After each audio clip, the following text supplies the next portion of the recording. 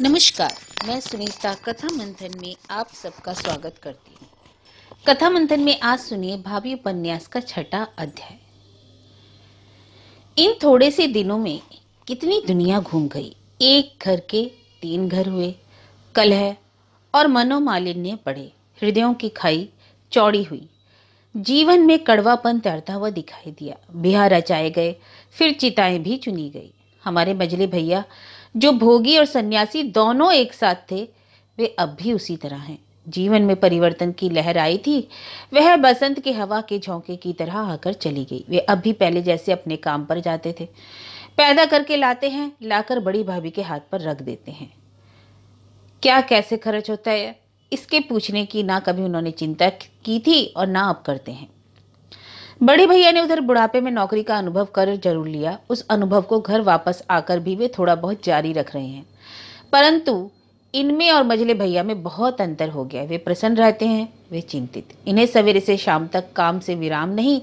कभी बैठकर हुक्का पीते हैं, कभी मकान की मरम्मत की तरफ ध्यान देते हैं, कभी आगत स्वागत में लगते हैं, कभी कोई गीता रामायण उठाकर भगवत भजन कर लेते हैं। बाकी समय अपने काम पर चले जाते हैं। पैर से सिर तक आजकल ये कामकाजी आदमी बन गए हैं। जिन्होंने पहले देखा था, वे उनकी कर्तव्यशीलता पर विश्वास नहीं करते। काम की इस भीड़ भाड़ में चाहे किसी को दिखाई ना दे, पर मुझे साफ झलकता है कि वे अपने हृदय के किसी मर्म स्थान पर लगी हुई चोट को भुलाने का यत्न कर रहे हैं। केवल भैया देवधर सारे घर में भर में एक सहद ग्रस्त हैं। सही दिमाग और सही मन से वे एक एक काम करते हैं। उनके कामों में कहीं अस्त व्यस्तता नहीं। उस दिन जब छोटी भाभी ने घर से निकल जाने का प्रण किया था, तब के और अब के देवधर भैया में बहुत बड़ा अंतर हो गया है। उस समय वे बहुत सी बातें न जानते थे। बेटी का ब्याह करके मजली भाभी के माँ बाप तीर्थ यात्रा को चले गए थे। वे आज ही लौटे और आते ही यह अशुभ समाचार सुनकर दौड़े आए। जब उनकी माँ जानकी आकर आंगन में पछाड़ खाकर गिर पड़ी और बड़ी भाभी दौड़कर उन्हें उठाने लग गई, तो मैंने देखा मजले भैया जड़ीभूत से अपनी जगह पर बैठे रह गए और उनकी आंखों में से सावन भादों की झड़ी लग गई। मजली भाभी के प्राण निकलने से अब तक मैंने उन्हें उदास और मौन देखा था, पर उनकी आंख में आंसू नहीं देखे थे। उनकी मौन और उदासी से उनकी मन की व्यथा का अनुमान मैं अवश्य लगाती थी, और उस दिन के स्वप्न के कारण कभी कभी यह भी सोचती कि क्या सचमुच भाभी अपने निश्चय को निभाकर चली गई। यदि ऐसा ही हुआ तो क्या भैया को सब मालूम है। बड़ी देर तक सांत्वना दिलाकर भी हम लोग वृद्धा जानकी को धीरज ना बंधा पाई। उनके मुंह से एक ही बात निकलती थी, हाय। क्या मैं इसलिए उसे छोड़कर चली गई थी? मैं क्या जानती थी कि जिसे ब्याह कर मैं अपने को मुक्त समझ रही हूँ, वह सदा के लिए मुझे मुक्त करके चली जाएगी। आंसुओं में अच्छी तरह नहाकर मजले भैया ना जाने कब भीतर से निकलकर आ गए। उन्हें देखकर जानकी देवी बोली, लल्ला मैं आ गई हूँ, लाओ मेरी धरोहर कहाँ है? मैं तो तुम्हें सौंपकर निश्चिंत हो गई थी, पर तुम्हें क्या मुझे यूं ही धोखा देना था? यह बात वे अत्यंत दुख में कह गई। वे स्वयं नहीं जानती थी कि वे क्या कह रही हैं। मजले भैया, आप चाहे यूं ही कह रही हो, परंतु यह बात सच है। मैंने आपके साथ विश्वासघात किया है। यदि मैं जरा भी उसे समझ पाता तो क्या यह सब होता? इतनी महान थी जो उसे मैंने सदा क्षुद्र ही समझा। मैंने हर बात में उसका तिरस्कार ही किया। मैं ही उसका अपराधी हूँ। फिर भाभी की ओर मुंह करके बोले, भाभी मैं ठीक ही कह रहा हूँ। तुम भी शायद नहीं जानती वह क्या थी। तुमने तो उसका वही रूप देखा था। हाय हाय, यह वह बात कितनी ओछी और स्वार्थपूर्ण थी। छोटी बहू भी उसे थोड़ा ही जान पाई थी। उसने भी उससे इससे मिलता जुलता ही रूप देखा था, परंतु मैं तो जानकर भी अनजान ही बना रहा, उस पर अविश्वास ही करता रहा। परंतु अब सब स्पष्ट है, कितना बड़ा था उसका त्याग, कितना महान था उसका संकल्प। शायद जानकी देवी आंखें फाड़े देखती रहकर भी इस तमाम व्याख्या को हृदयंगम न कर सकी। वे उसी तरह विलाप करती हुई बोली, तुम भी मेरी ही तरह दुखी हो भैया। मेरी करुणा के लिए आज दुनिया आंसू बहाती है। पहाड़ की चढ़ाई पर मुझे तो भाग भी छोड़कर चला गया और उसे घर पर ही कुआं खा गया। हाय अभागा भाग्य। हिमालय के कठोर हृदय से जैसे गंगा की धार फूट पड़ी हो, उसी तरह ना जाने कब की भरी हुई बड़ी भाभी का हृदय आज का बांध आज खुल गया। उनके हृदय में इतना अश्रु प्रवाह रुका था, इसका तो मुझे अनुमान भी ना था। गीली गीली आंखों के साथ बोझ से भारी हृदय लेकर मैं तो वहां से चल पड़ी और एकदम भीतर अपने कमरे में चली गई। कमरे में पहुंचकर तकिए पर सिर रखकर मानस तटों को भिगोने लगी। इसलिए बाद में क्या हुआ ये मैं कह नहीं सकती। हाँ, इतना अवश्य देखती हूँ कि अब बड़ी भाभी का हृदय एकदम बदल सा गया है। छोटी भाभी अब उनकी सगी छोटी बहन हो गई है। सुधा रामू की तरह उनके पेट से पैदा हुई उनकी अपनी बेटी है। लेकिन ना जाने छोटी भाभी के जी में क्या है, वे अपने आप को जैसे बचाती फिर रही हैं। वे जिस प्रकार अपनी जेठानी का कोप और उनकी भर्त्सना को ओढ़ लेती थी और फिर भी हंसती रहती थी, कभी शिकायत न करती थी, उसी प्रकार उनके प्यार और दुलार को आंचल पसार कर नहीं ले पा रही हैं। ऐसे अवसर पे वे कुंठित हो जाती हैं, अपने को विलग कर लेती हैं। मैं रात रात भर कई दिनों से जाग रही हूँ। आजकल मेरी आंखों में नींद नहीं है। मेरा गौना होने की बात जो एकाएक चल पड़ी है, यह भी है, पर नींद ना आने के और भी कई कारण हैं। मेरे सामने बड़े भैया हैं, उनका भार्य और अंतर जगत का आंदोलन है। इसके बाद मझले भैया, वे अपने को सबसे भरा पूरा प्रदर्शित करते हुए भी भीतर से एकदम शून्य हैं। उनके अंदर की वह रिक्तता पानी पर तेल की तरह तैर आती है। मैं सोचने लग जाती हूँ कि सब तो बिगड़ बिगड़ कर सुधर गए, पर मझले भैया ऐसे बिगड़े कि उनके जीवन पथ पर अब आलोक की एक किरण भी नहीं। नहीं मालूम कभी उनके दिन फिरेंगे भी, कभी फिर वे हरे भरे जीवन में घूमने लायक हो सकेंगे या नहीं।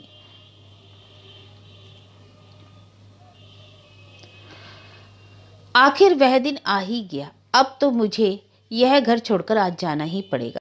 वे सब बाहर बैठे हैं। मेरा हृदय भीतर ही भीतर कुछ हो रहा है। अच्छा लग रहा है या बुरा, नहीं कहा जा सकता।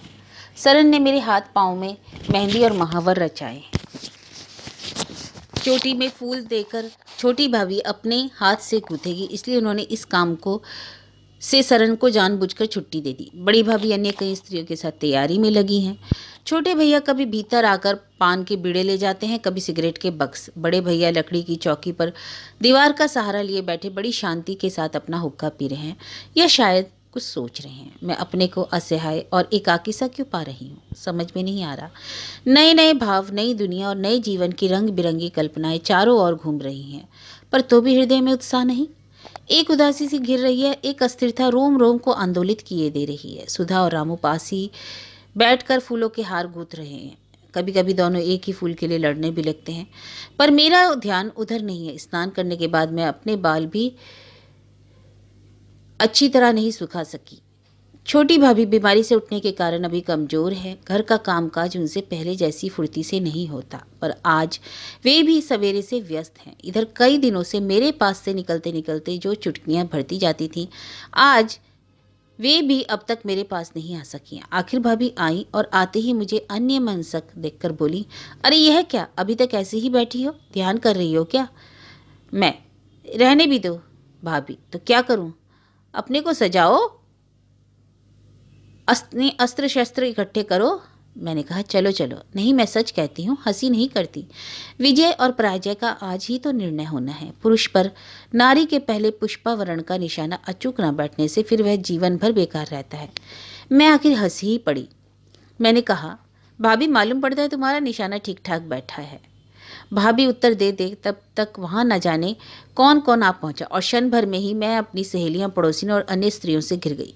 सबने मुझे चारों ओर से घेर लिया। इन सब में मेरी एक बाल्य सहचरी कल्याणी भी है। 4-5 बरस के बाद उसे अचानक देखकर मैं चकित होकर पूछ बैठी, अरे कल्याणी, यहाँ कैसे, कब आई?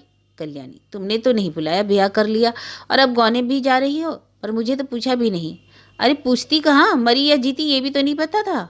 कल्याणी, तभी तो मैं आ पहुंची, अब तुम ही कहो मैं मरी हुई या जीती। मैंने उसका हाथ पकड़कर बैठा लिया और कहा, सच कहो कल्याणी बहन, क्या इतने दिनों तुम नागपुर ही थी? बड़ी दुबला गई हो, ऐसी कौन सी चिंता ने तुम्हें घेर लिया? मैं तो सुनती थी। कल्याणी बीच में ही बोल उठी, सुनती थी कि आनंद में हूँ, मौज उड़ाती हूँ, कुछ झूठ नहीं है इसमें।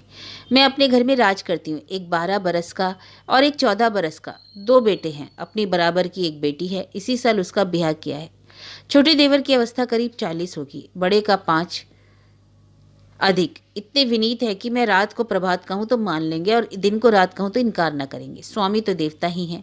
उम्र भी 50 से अधिक नहीं। घर चांदी सोने से भरा पड़ा है। उस सोने की लंका की मैं अकेली रानी हूँ। कितना सुख है ना मुझे।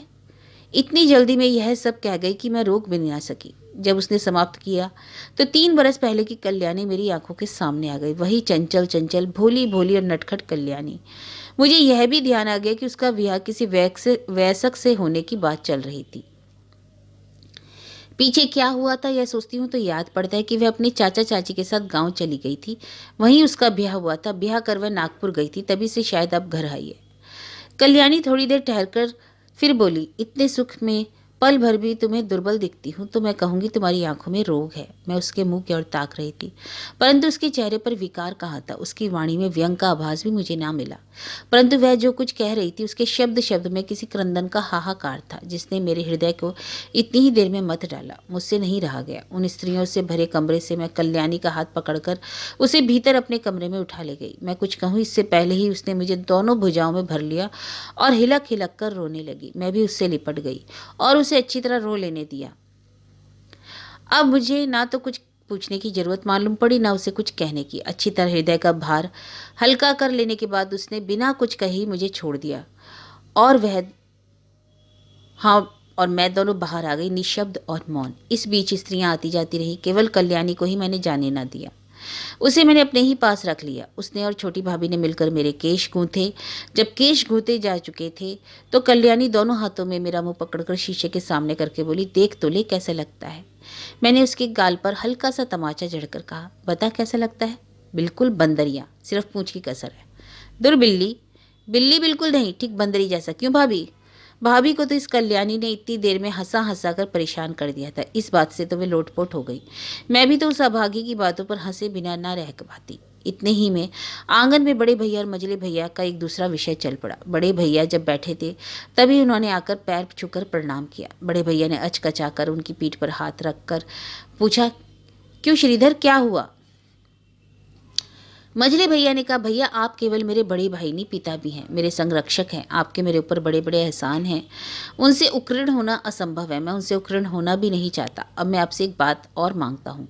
बड़े भैया हैरत में थे, क्या कहें क्या ना कहें। आखिर बोले, श्रीधर कहते क्या हो, तुमको क्या हो रहा है? मझले भैया, सुधा एक बाधा थी, मैंने देख लिया वह बाधा भी अब नहीं है। एक माँ उसे छोड़कर चली गई तो उसने दो माताएं पाली इसी घर में। बड़ी भाग्यवती है वे। अब मैं सब तरफ से स्वतंत्र हूँ। आप मुझे आज्ञा दीजिए, इस गृहस्थी के झंझट से अब आप मुझे उबार दीजिए। बड़े भैया, तुम्हें क्या हो गया है श्रीधर? मझली भैया, हो कुछ नहीं गया। मेरे लिए अब गृह त्याग के सिवा और किसी में कल्याण नहीं। आपने अपनी ओर से मुझे गृहस्थ बनाने में क्या उठा रखा है? जो पिता भी अपने बच्चे के लिए नहीं कर पाते आपने मेरे लिए किया, परंतु परमात्मा को वह मंजूर ना था। उसे मेरे लिए वैराग्य ही अच्छा लगता था, वही उसने मेरे हिस्से में रख दिया। परमात्मा की उस देन को मैं किस मुंह से अस्वीकार करूं? बड़े भैया, भाई अभी तुम्हारी उम्र ही क्या है? अभी तुमने संसार का क्या सुख देखा है? प्रिय वियोग से दुख होता ही है, पर इसलिए तो संसार त्याज्य नहीं मान लिया जाता। विराग तो उसी के लिए है जिसने अपने कर्तव्य को पूरी तरह निभा दिया। बाकी तो दुनिया के रण क्षेत्र से पीठ दिखा जाना है। मैं, भाभी और कल्याणी यह सब सुन रही थी। मझले भैया के लिए मेरा हृदय कई दिनों से दुखी और चिंतित हो रहा था। आज उन्हें इस प्रकार अनायास घर बार छोड़कर निकल जाने की इच्छा करते देख मेरा भी जी उद्वेलित हो उठा। उनके हृदय की मुख वेदना का क्रंदन मुझे अपने रोम रोम में सुनने पड़ने लगा। जी में आया कि मैं अभी लिपटकर उनसे अच्छी तरह रो लूं। ना जाने फिर कभी भैया मुझे मिलेंगे या नहीं। मझले भैया कुछ देर शांत बैठे रहे, फिर बोले, भैया आप अब मुझे मत रोकिए, भगवान की राह पर मुझे जाने दीजिए। मैं देख रहा हूँ कि कल्याण का पथ मेरे लिए तैयार है और मुझे अब उस पर जाना है। बड़े भैया ने उसी तरह दृढ़ता के साथ कहने लगे, श्रीधर तुम यह ना समझो कि मैं मोहवश तुम्हें खींच रहा हूँ। यदि सचमुच मैं समझ सकता कि गृह त्याग तुम्हारे लिए एकमात्र श्रेय है तो मैं कह देता, भाई जाओ तुम मुक्त हो। तो बाधा क्या है? मझले भैया बोले। बड़े भैया, मैं देख रहा हूँ कि अभी आत्म शांति की तैयारी में लगने की भी तुम्हें आवश्यकता है। यह भी एक तपस्या है। जब तक यह पूर्ण नहीं हो जाती तब तक यह सब इधर उधर मन भटकाने के समान है। गृहस्थ जीवन तो सबसे बड़ी त्याग की वेदी है। इसी पर तुम अपनी इच्छाओं और अभिलाषाओं को चढ़ाना सीखो। मझले भैया ज्यों के त्यों बैठे रहे, जैसे ये सब बातें उनके हृदय के भीतर तक न पहुंची। थोड़ी देर बाद ठहर कर बड़े भैया फिर बोले, आज बिनू ससुराल जा रही है। मैं अपने भीतर और घर के भीतर अभी से एक रिक्तता अनुभव करने लगा हूँ। जब वह सचमुच ही चली जाएगी तब तो और भी यह उदासी हमें परास्त कर देगी। इस पर तुम अपने इस इरादे को जोर देकर मेरे सामने रख रहे हो।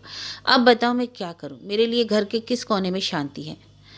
ना मालूम बड़े भैया और क्या क्या कहते, क्योंकि इस समय वे बहुत कुछ कहने के भाव में थे, परंतु भैया देवधर ने किसी काम से उन्हें बाहर बुला लिया। वे बिना कुछ आगे कहे उठकर चले गए। भैया श्रीधर वैसे ही बैठे रहे। मुझे कुछ सूझ नहीं रहा था और मैं किस प्रकार मझले भैया से बातचीत आरंभ करूं। आज तक कभी उनसे बोलने में संकोच मेरे बीच में नहीं पड़ा था। एक बच्ची जैसे बड़ों से बोलती है और झगड़ती है, उसी तरह मैं उनसे करती थी। आज मैं एक बार झिझक कर उनसे यूं कहने को तैयार हो सकी, भैया मुझे लेने कब आओगे? मेरे मुंह से बड़ी मुश्किल से इतना निकल सका। मैं खुद नहीं जानती थी कि मैं बरसाती बादल की तरह बड़ी खड़ी हूँ। उपरोक्त शब्दों के साथ मेरा कंठ रुक गया और आंखों से आंसुओं की झड़ी लग गई। भाभी और कल्याणी ने मुझे तनिक भी सहारा नहीं दिया। शायद उनके हृदय में भी कुछ हलचल हो रही होगी। मुझे रोते देखकर मजले भैया मेरी ओर खिसक आए और मेरी पीठ ठोकने लगे और बोले, बीनू तू रोती क्यों है? मैं जल्दी आकर तुझे लिवा ले आऊँगा। मैंने चुपचाप रोते रोते सब सुन लिया। मेरे मुंह से यह तक ना निकला, तुम स्वयं जाने को उद्यत हो रहे हो तो मुझे लाकर क्या करोगे? जिस घर में 3 भाइयों के बीच में अकेली बहन होकर रही हूँ, सदा सबका लाड़ प्यार पाया है, वहीं तुम मुझे छोड़कर आप संन्यास लेकर निकल जाओगे? मुझे इस तरह रोती देखकर वे बड़े नीतिज्ञ की भांति बोले, बड़ी पगली है रे तू, अपने घर जाते समय कोई रोता है? यह तेरी बुद्धि है? फिर छोटी भाभी को लक्ष्य कर बोले, देवधर की बहू, इसे समझा दो, रोने से इसकी तबीयत खराब होगी, बहुत दूर जाना है। इसने कुछ खाया पिया भी नहीं। छोटी भाभी ने हाथ से इशारे से बताया, अभी कुछ नहीं खाया इन्होंने। कल्याणी ने भाभी के संकेत का भाष्य करके संक्षेप में बताया, ये तो रात में ऐसी ही है। भैया, तो तुम लोग पहले से थोड़ा बहुत खिला दो, बड़ी भाभी को तो आज फुर्सत नहीं है, वे काम में लगी हैं।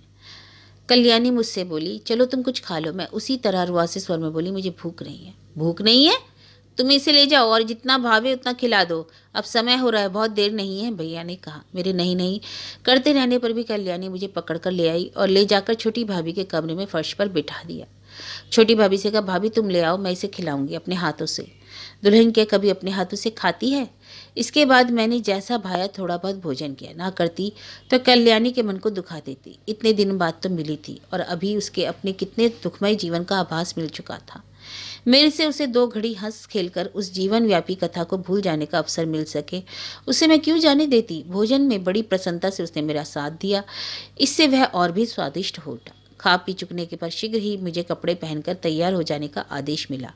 मैं जो जो नहीं पहनना चाहती थी वे कपड़े लत्ते पहनकर कल्याणी और छोटी भाभी ने भी मुझे पूरी गुड़िया ही बना डाला। उनके इस स्नेह पूर्ण अत्याचार को मैंने सिर झुकाकर बर्दाश्त कर लिया और मैं अब जाने के लिए प्रस्तुत हूँ। गाड़ी द्वार पर आकर लग गई। मेरी ससुराल से मेरे स्वामी के साथ जो आए हैं वे सभी तैयार हैं। अब तक तो यूं ही लग रहा था, पर अब जब सचमुच ही जाने को तैयार है तो मेरा हृदय भीतर से उमड़ने लगा। कभी छोटी भाभी से, कभी बड़ी भाभी से, कभी कल्याणी से, कभी आई हुई दूसरी परिचित स्त्रियों से मैं रोती रोती मिलने भेंटने लगी। भैया देवधर से भेंटने के बाद मैं बड़े भैया के गले से लगकर कितनी देर तक रोती रही पता नहीं। जब उन्होंने मुझे पुचकार कर कहा, जाओ बहन जाओ, अपने घर जाओ, आज ही तुम अपने घर जा रही हो, हम पराए लोगों की ममता को अब धीरे धीरे तुम्हें छोड़ देना होगा। यह मुझसे सुना ना गया। मेरी हिचकी बंद गई। मैं और विवेक से रोने लगी तथा बड़े भैया को मैंने कसकर पकड़ लिया। उन्होंने फिर मुझे समझाया, रानी बेटी तुम तो समझदार हो, लो देवधरी से गाड़ी पर बैठा दो। इतना कहते कहते उनका गला भराया। भैया देवधर ने मेरी बाह पकड़कर कहा, चलो विनू अब देरी ना करो। मैंने बड़े भैया को छोड़कर बहुत देखा, पर भैया श्रीधर मुझे दिखाई ना दिए। मेरे मुंह से निकला, मजले भैया कहाँ हैं? बड़े भैया बोले, बहन मजले भैया से तुम्हारा मिलना शायद ही हो, तुम्हारे साथ ही वे आज घर छोड़ रहे हैं। मेरी आंखों से आंसू झर ही रहे थे। बड़े भैया की आंखों से भी 2 बूंद गिर पड़े। मैं कल्याणी के हाथ का सहारा लेकर गाड़ी पर चढ़ गई। सिर टेक कर घर को मन ही मन प्रणाम किया, बस गाड़ी चल पड़ी। चलती गाड़ी से मेरे स्वामी भी आकर मेरे समीप बैठ गए। दूर, बहुत दूर मजले भैया जैसा कोई चला जा रहा था। उसकी कोपिन देखकर मेरे हृदय में एक आह निकल गई। अंतर्यामी को छोड़कर मेरे मन की शून्यता के सिवा उसे सुनने वाला शायद वहाँ उस समय कोई ना था। पास बैठे हुए मेरे स्वामी भी नहीं।